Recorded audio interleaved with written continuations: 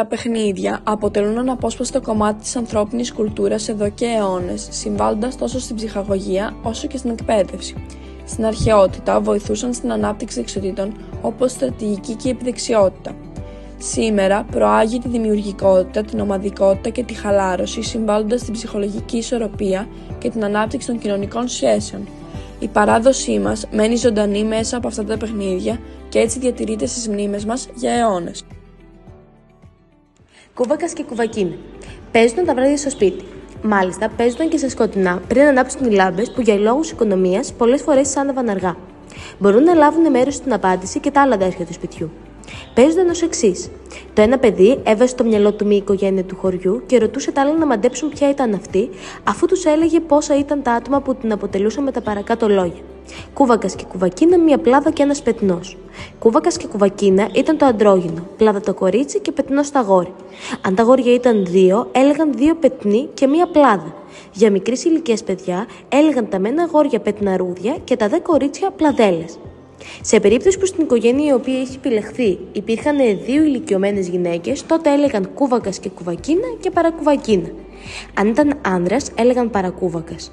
Με λίγα λόγια, ο κούβακας αντιπροσώπευε τον νοικοκύρη της οικογένειας, η κουβακίνα την νοικοκυρά, ο πετεινός τα αγόρι, η πλαδέλα το κορίτσι, ο παρακούβακας τον πεθερό ή άλλον άντρα που έμενε μόνιμα στο σπίτι και η παρακουβακίνα την πεθερά ή τη μητέρα ή άλλη γυναίκα που ήταν μόνιμη κάτοικος του σπιτιού. Στο παιχνίδι αυτό, βασική προϋπόθεση ήταν να γνωρίζουν όλοι καλά τη σύνθεση των οικογενειών του εκάστοτε χωριού. Αστραγαλίζιν ή αστραγάλους ή κότσια. Συνήθεια των παιδιών παλαιότερα αποτελούσε η περισυλλογή των οστών το πίσω ποδιών της γίδας ή των αρνιών. Με αυτά είχαν την ευκαιρία να πειραματιστούν και να δημιουργήσουν διάφορα παιχνίδια με σκοπό τη διασκέδασή τους. Το πιο απλό παιχνίδι ήταν το λεγόμενο αστραγαλίζιν. Το όνομά του προέρχεται από τη λέξη αστραγάλους, που αναφέρεται στους αστραγάλους των ζώων, οι οποίοι χρησιμοποιούνταν ως ζάρια ή για δεξιοτεχνικά παιχνίδια. Το παιχνίδι παίζονταν ως εξής. Τα παιδιά τοποθετούσαν τους αστραγάλους στο χέρι τους και προσπαθούσαν να τους ισορροπήσουν ή να τους πιάσουν στον αέρα αφού τους πέταγαν. Η βαθμολογία γινόταν ανάλογα με το ποια πλευρά ακουμπούσε στο έδαφος.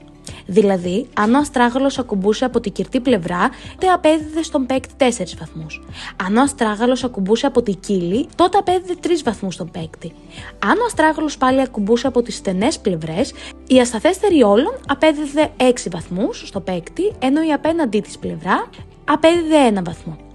Το συγκεκριμένο παιχνίδι είχε πολλές χρήσεις στην αρχαιότητα.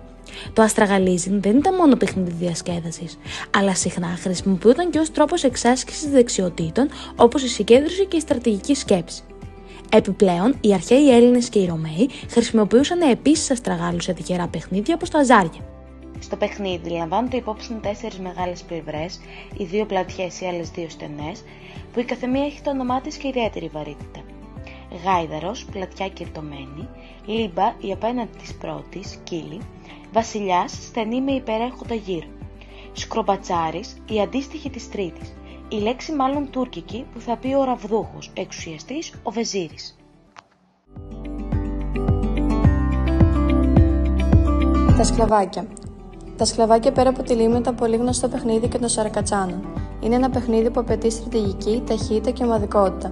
Υπάρχουν πολλές παραλλαγές στο πώς παίζεται. Μία από αυτές είναι: τα παιδιά χωρίζονται σε 2 ομάδες. Η κάθε ομάδα ορίζει ένα δέντρο ή κολόνα για μάνα. Σκοπός του παιχνιδιού είναι η προστασία της μάνας από τους παίκτες. Τα παιδιά αποφασίζουν ή βάζουν κλήρη για το ποια ομάδα θα ξεκινήσει πρώτη.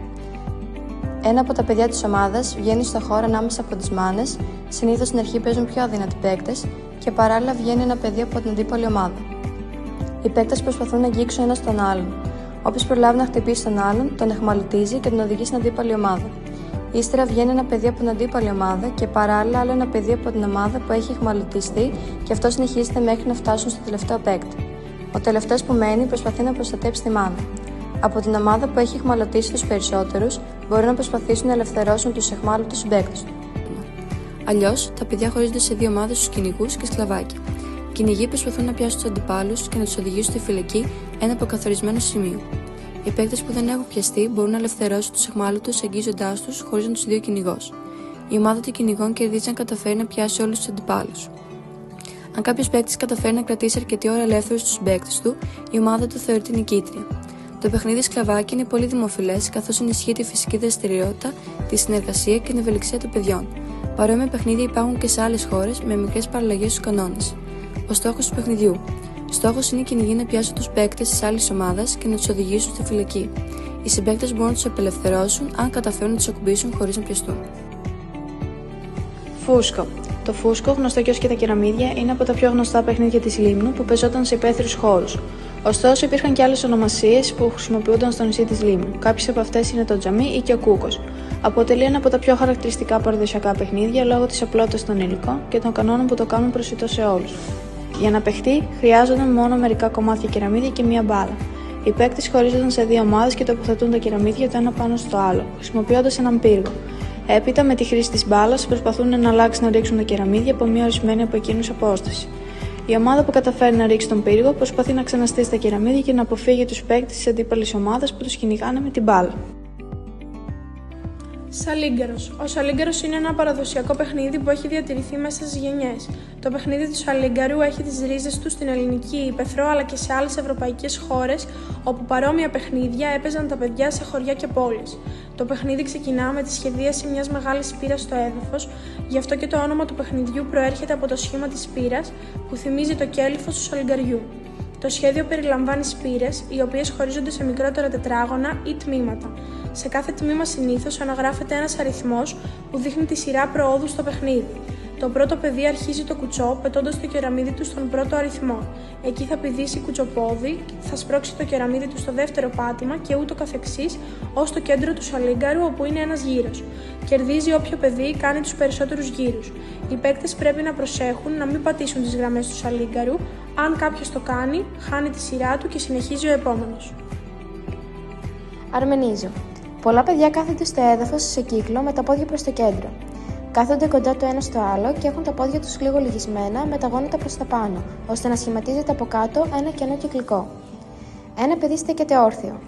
Τα παιδιά που κάθονται με τα χέρια μετακινούν ένα μαντίλι ή ένα σκούφο κάτω από τα πόδια τους, λέγοντας συνεχώς «Αρμενίζω, αρμενίζω», ενώ όλα κινούν τα χέρια τους για να μην μπορεί το όρθιο να δει σε ποιον βρίσκεται το μαντίλι.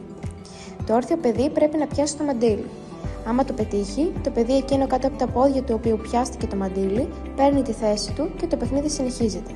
Οι παίχτες έχουν το δικαίωμα να κινούν το μαντίλι αριστερά και δεξιά.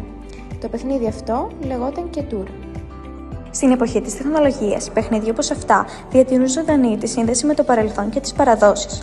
Μέσα από τέτοια παιχνίδια, οι νεότερες γενιές μπορούν να αναγνωρίζουν πώς διασκέδανσαν οι πρόγονοί τους, ανακαλύπτοντας τη χαρά που κρύβεται στην απλότητα και τη δημιουργικότητα. Τα παιχνίδια αυτά συνεχίζουν να αποτελούν μια ευχάριστη δραστηριότητα που φέρνει κοντά ανθρώπους κάθε ηλικίας.